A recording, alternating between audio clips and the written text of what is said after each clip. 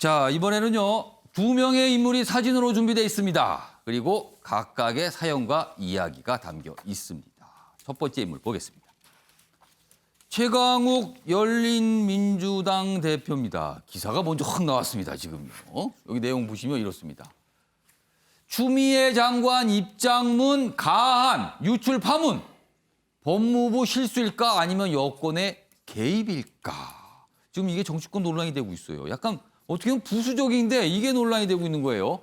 법무부 알림 그러면서 추미애 장관이 결정이 있은 뒤에 몇 시간 뒤에 이 최강욱 대표가 본인 SNS상에 글을 올렸거든요. 그러다가 좀 지난 뒤에 다시 내렸어요. 그런데 이게 이 올린 내용이 가안이었답니다. 가안.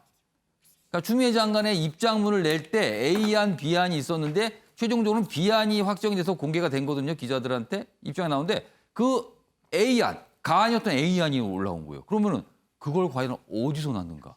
이렇게 질문이 들어가게 되는 겁니다.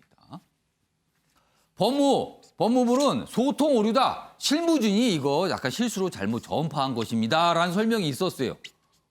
그리고 최강욱, 이거 다른 데서 글 복사해서 내가 올린 거다.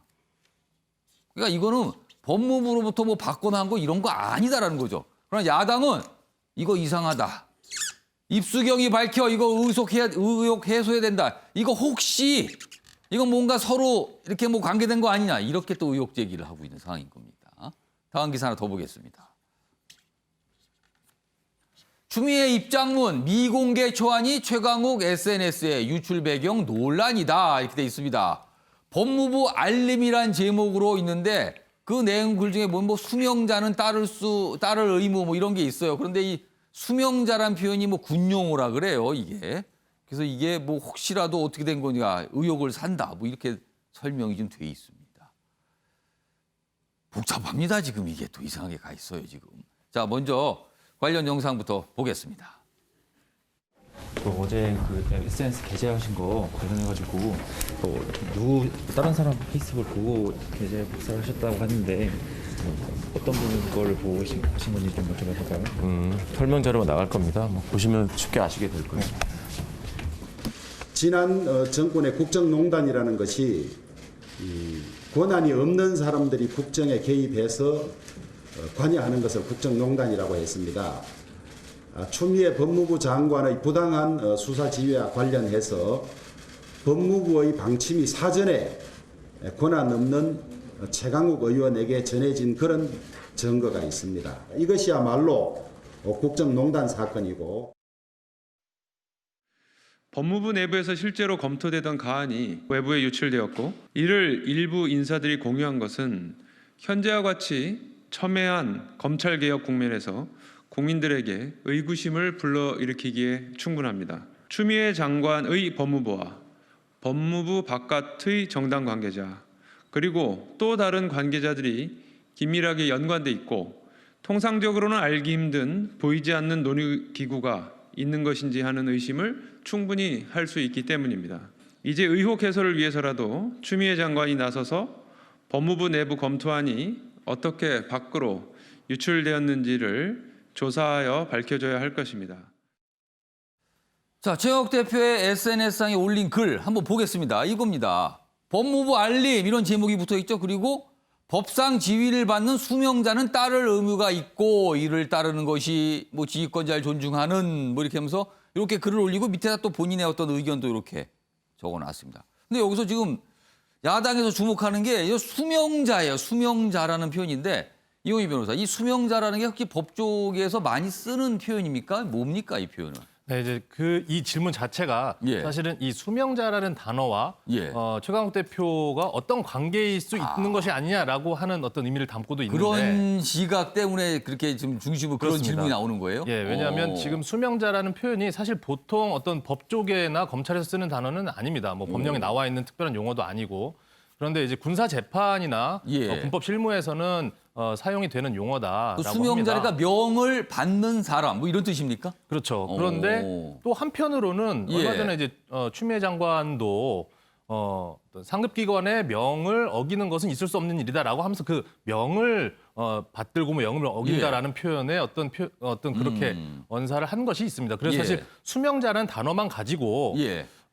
이제 뭐 진중권 씨도 그렇게 표현을 했지만 뭐 이게 예. 최강욱 대표가 최순실처럼 어떤 국정농단이나 어떤 비선 실세냐 이런 예. 문제까지 지금 가고 있는데 예. 사실 그렇게까지 지금 어떤 단정을 하거나 의심을 할 부분은 저 문구만 보고는 그렇게 알 수 없는 부분이 있어 보이고 예. 다만 지금 이렇게 논란이 되는 근본적인 원인이라고 한다면 예. 그 최강욱 대표가 사실 이제 와서는 정말 어떤 여권의 핵심 정치 인사가 됐고 또 한편으로는 검찰 수사를 받고 기소가 예. 돼서 재판을 받아야 하는 피고인 신분입니다. 그런데 자신이 어떤 지금 이렇게 법무부와 검찰 간의 어떤 분쟁 그리고 검찰을 어떤 비판하는 예. 이런 어떤 글을 올린다라는 것 자체가 좀 적절하지 않다라고 하는 거죠. 최강욱 대표의 해명 내용이 있는데 그 화면을 좀 다시 보겠습니다. 다시 좀 올려주세요. 그러니까 이게 논란이 됐을 때 본인이 해명된 게 있어요. 이런 겁니다. 다른 분 글을 복사해 잠깐 옮겨 적은 것이다. 그리고요.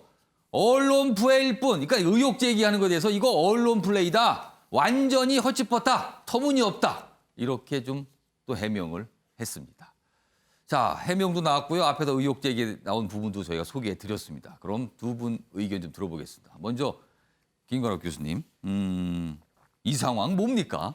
야당의 문제 제기를 얘기하기 전에 예. 최강욱 대표가 이렇게 이 법무부 거를 어떻게 해서 이제 받았는지 모르겠지만 예. 그거를 빨리 그렇게 본인의 SNS에 올렸어야 되는 것인지 본인 설명은 다른 분 거를 긁어서 이렇게 올렸다는 거예요. 그렇죠. 이거. 그런데 한국 사회에 이런 것들이 있어요. 예. 그러니까 뭔가를 좀 빨리 알면 굉장히 본인이 대우받는 것, 뭐 이렇게 해서 본인이 다르다. 뭔가 남들과 신속한 다르다. 남들이 모르는 그렇죠. 정보를 빨리 그렇죠. 공개하는 거. 이제 그러니까 아. 이제 정치권에서도 이런 걸 많이 이렇게 먼저 사전에 이제 공표하기 전에 보내는 경우들이 종종 있나 봐요. 예. 이 케이스가 아닌가 이런 생각이 드는데 예. 저는 이제 야권에서 얘기하는 건 국정농단이다라고 얘기하는 거는 최강욱 대표가 사실 이 가안을 만드는데 참여를 했다. 그래서 수명자라는 단어가 들어갔다. 뭐 이 얘기잖아요. 근데 저는 지금 아까 문장을 다시 한번 보여주시면 예. 이 문장 그렇게 복잡한 문장도 아니에요. 짧아요. 갖고- 굉장히 짧습니다. 예, 이걸 갖고서 뭐 타당의 대표가 들어가가지고 오. 저거에 뭐 이 가안을 써가지고 올리고 그것을 법무부 장관이 받아서 하고 그건 지나친 확대 해석이다. 저는 그렇게 생각을 하고요. 일단은 기본적으로 이 참모진이 그러니까 보좌진이라 그러죠. 실무진이 예. 보내는데 이렇게 빨리 이런 부분들이 정리가 안 돼가지고 막 보내는 것 자체가 정치권이 지금 한 행태 그런 것들이 지금 오류가 나오고 있다 이렇게 볼 수 있는 거죠. 근데 지금 얘기하는 국정농단과 예. 지금 오류는 사실 어떻게 보면 그 오류의 크기가 예. 워낙 현격해서 그거를 같이 이렇게 논의하기에는 좀 적절치 않다라고 생각하는 것이고요. 저는 그런 부분에서는 국정농단 수준은 아닐 것이다. 그러니까 이렇게 올린 자체, 그 자체에서는 조금 지적을 할 만하지만 잘못한 이거를 국정농단이라고까지 보는 건 이거는 좀 문제가 있다. 그렇죠. 이렇게 지적했었네요. 아주 그냥 큰 문장이 되거나 뭐 이렇게 명연설을 만든다거나 뭐 이런 지금 몇 문장 안 되는 거 저거 어렵지도 않은 저 문장을 쓰는데 예. 타당 대표가 들어가가지고 개입을 한다. 어. 저는 뭐 그렇게 확대 해석하는 거는 공감받기 어렵다 이렇게 봅니다. 이상일 전 의원은 표정을 보니까 다른 의견이신 것 같아요. 설명해 주세요. 욕하면서 배우나 일단 이런 그럼 누굴 생각이 욕하면서 들었습니다. 뭘 배운다는 겁니까 지금? 이게? 현 정권이 예. 과거 정권의 국정농단에 대해서 오. 욕을 많이 했죠. 예. 그런데 지금 확인은 더 해봐야 됩니다. 이 전제 아래서 예. 일단 제가 느낌표 정도 하고 여기에 물음표 의미도 있습니다. 지금 현 정권도 이 국정농단을 닮아가는 거 아니냐 이런 의심은 살 수 있다. 그러니까 예. 지금 표현을 긴 표현, 작은 표현을 서로 협의했느냐 이 문제 나중에 확인이 돼야 되지만 예. 법무부가 어제 인정한 거 있잖아요. 예. 초안 이걸 가안이라고 그러죠. 지금 최강욱 대표가 올린 이 가안. 그다음에 기자들한테 알린 법무부의 최종 알림. 예. 최종환. 두 개를 다 배포하라고 했다는 거 아닙니까? 사실은 잘 이해가 안 돼요. 저도 기자 출신이지만 어떤 입장이 예. 나갈 때 어떻게 왜 두 개 입장이 하나만 동시에- 발표하는 거 아닙니까? 최종 그렇죠. 다 것만? 정리해서 최종만 예. 하는데 추미애 장관이 두 개 다 배포하라고 했다는데 소위 말해서 실무선의 착오로 예. 최종안만 알렸다는 거 아닙니까? 그런데 그렇다면 이 소위 가안이 예. 여권 관계자들한테 배포했다는 걸 법무부가 인정했어요. 그렇다면 어떤 사람들한테 갔는지 다 확인이 돼야 돼요. 그러면 그 여권 관계자들은 예. 법무부 일과 관련해서 아주 예민한 문제입니다. 예. 장관의 지휘권 발동과 관련된 거고 검찰총장이 이걸 수용하느냐 마느냐 국민의 초미의 관심사가 예. 쏠린 문제인데 이거에 대해서 법무부 바깥에 있는 법적 권한이 없는 사람들이 이걸 받아본 거예요. 최종안을 알림을 하기 전에 받았는지 나중에 받았는지 지금 그것도 저 확인해야 통합당에서는 되지만 그런 의혹 그렇습니다. 제기를 하고 있는 그러니까 거잖아요, 심지어 아까 그러면. 정의당조차도 우리 예. 영상을 통해서 봤지만 예. 이건 법무부 외에 바깥에서 별도의 어떤 논의 기구가 있는 거 아니냐, 비선이 존재하는 거 아니냐. 예. 그렇다면 이거는 반드시 확인이 돼야 되고 조사가 돼야 된다. 그런 맥락에서 미래통합당도 추미애 장관을 직권남용 혐의로 저는 고발했다고 보는데 지금 최강욱 열린민주당 대표가 예. 자기는 그냥 뭐 어떤 분의 거를 그냥 복사를 했다 그러는데 예. 그분은 이제 민주당의 최민희 전 의원인데 예. 그분이 올린 거하고 또 좀 달라요. 예, 근데 구두점도 다르고 법무부 알림이라는 표현도 없어요. 그러니까 이거는 다 어떤 경위인지 확인해야 되고요. 예. 최강욱 대표가 지난 2일 이번 사건과 관련해서 페이스북에 올린 단어에 수명이란 글이 그러니까 올린 글에 수명이란 단어가 있어요. 이분은 군 법무관 출신이에요. 군에서 많이 쓰는 용어를 지금 썼던 거고 이 초안은 추미애 장관이 작성한 걸로 알려져 있어요. 예. 그러면 추미애 장관이 작성하는 과정에서 최강욱 대표하고 논의했을 가능성도 배제할 수는 없어요. 이런 것들이 이제 직권남용 혐의로 고발이 됐다면 예. 검찰이 제대로 수사를 해서 이 과정을 다 확인을 해야 예. 됩니다. 그런데 어찌 됐든 충격적인 것은 예. 법무부 안에서 논의되고 있는 것들이 예. 최종적으로 이게 다듬어지기 전에 여권 관계자들한테 그 이런 자체는 내용이 사실은 그 그렇습니다. 자체만 놓고 유출- 봐도 조금 그건 문제일 수 그렇습니다. 있습니다. 이건 말이 안 되는 예. 거죠. 그렇기 때문에 이건 국정농단이라는 지적을 받을 수가 있어요. 그래서 예. 지금 최광욱은 제2의 최순실인가 이런 물음표를 지금 찍는 언론들도 나오고 있단 말이죠. 예. 그러니까 이건 반드시 규명이 돼야 된다 이런 생각입니다. 이게 어떻게 보면 굉장히 부차적인 사안이었었는데 어제 밤부터 논란이 어젯밤이나 그제죠. 이게 저녁부터 나와서 논란이 되면서 이게 하루를 넘기고 오늘도 아마 또 이 얘기 정치권 나올 겁니다, 지금요. 자, 이번에는요. 두 번째 인물로 가겠습니다. 은수미 성남시장입니다. 어제 판결이 뭔가 있었어요. 내용 보겠습니다. 시장식 지킨 은수미 대법원은 적법한 항소 주장이 없이 벌금 액수 올린 판결을 위법하다 파기환송을 했어요. 다음 기사입니다. 여기서 파기환송을 했는데 뭔가 이 항소 이유에 대해서 뭐 검찰이 자세하게 적지 않았다. 뭐 이 부분을 좀 문제 삼았거든요. 이거는 이원희 변호사한테 좀 질문 드려야 될게요. 뭐가 문제가 된 겁니까 이게? 일단은 대법원이 이 사건 항소심의 결정, 판결을 이것이 어떤 특별하게 1심에서 새로 바뀐 것이 없음에도 단순히 그냥 판단만 달리해서 형을 더 높게 책정한 것이다. 다시 말하면 1심 단계에서 이미 여러 가지 증거 자료라든지 양형 자료를 다 판단해서 벌금 90만 원의 형을 선고했는데 항소심으로 올라와서 예. 예를 들어서 거기에서 검찰이 주장한 내용들에 예. 은수미 시장에 대한 어떤 양형이 더 세야 된다라고 하는 특별히 추가된 논리가 없음에도 불구하고 법원에서는 항소심에서는 그냥 검찰에서 특별한 주장이 없었는데 벌금만 올렸을 뿐이다. 그래서 1심과 2심을 비교했을 때 양형 자료나 예. 또는 양형 관계가 차이가 없는 상황임에도 1심의 판결을 존중하지 않고 항소심에서 임의로 벌금을 300만 원 선고한 것은 위법한 판결이다라고 하는 것이거든요. 그러니까 이 대법원 지금 이번에 파기환송된 건은 예. 실제로 파기환송심을 가더라도 예. 현실적으로 대법원의 판단이 그대로 유지될 가능성이 높아 보이는데 그것은 항소심 자체에서 검찰이 주장한 항소 이유 자체가 마땅히 특별한 것이 없어 보인다. 그러니까 항소 이후에 그냥 양형이 부당하다 그것만 있고 나머지 구체적 설명이 없는데 이게 좀 문제가 있다 이렇게 본 거예요 그러면. 그렇죠. 추가로 어떤 이유나 근거를 제시하지 않고 기존의 1심에서 다 판단됐던 자료들을 토대로 해서 또 어떻게 보면 그러면은 어떤, 검찰이 그 2심에 갈 때 올라갈 때 항소 이유에 자세하게 뭔가를 더 적어서 이유를 적었다라면 달라질 수 있었다는 거네요 그러면. 아마 항소 이후에 내용은 많이 썼겠지만 예. 그 내용의 실질이 1심 단계와 큰 차이가 없었을 가능성이 있는 거죠. 그래서 대법원에서는 어차피 1심에서 똑같은 주장을 가지고 판단을 내렸는데 항소심에서 그거를 다시 판단하는 것은 좀 부당하다. 그리고 위법하다라는 거죠. 지금 이 1심에서 90만 원 벌금이 나왔잖아요. 그 2심이 300만 원이 돼서 이제 100만 원이 넘어가기 때문에 시장직이 위협을 받았었는데 이게 위험해졌었는데 그럼 파기환송의 의미는 1심인 90만 원 그 이상은 안 된다 이런 뜻이 됩니까?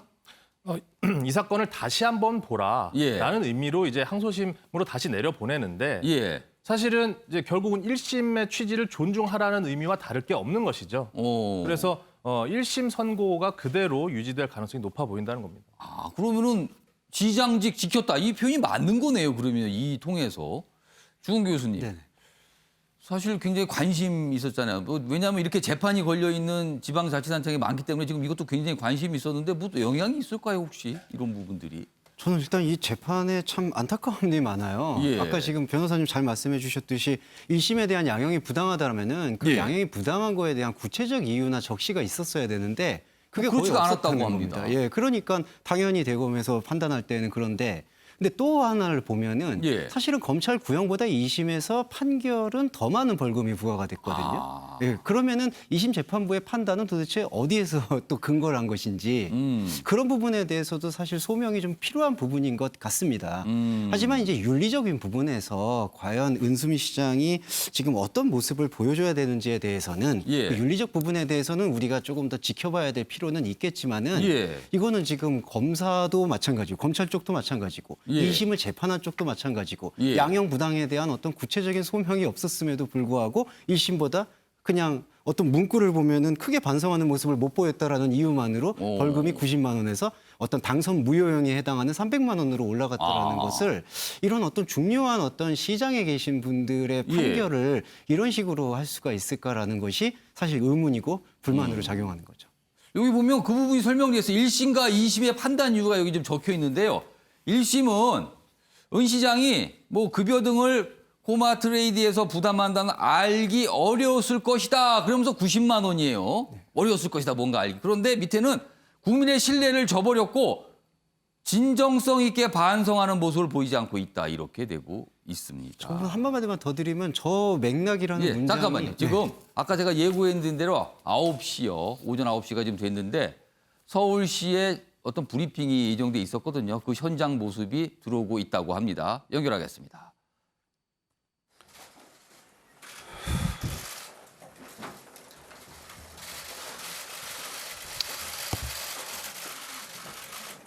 비통한 심정을 금할 길이 없습니다. 삼가 고인의 명복을 빕니다.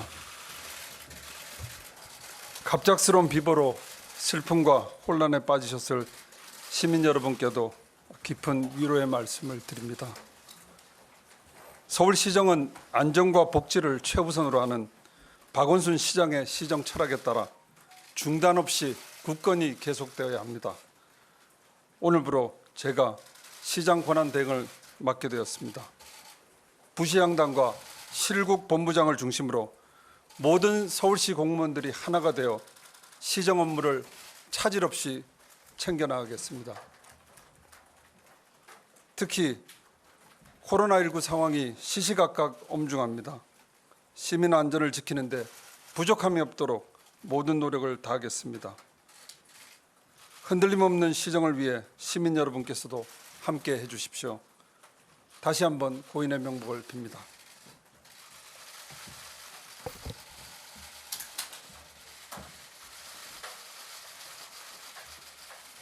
네, 굉장히 뭐 핵심적인 내용만 얘기하고 짧게 브리핑이 끝났습니다. 그리고 권한대행 체제로 간다는 게 이제 핵심이죠. 그리고 안정과 복지 이게 박원순 서울시장 체제 시정의 핵심이었다. 그리고 흔들림 없이 시정은 계속 이어질 것이다. 이 부분을 강조했습니다.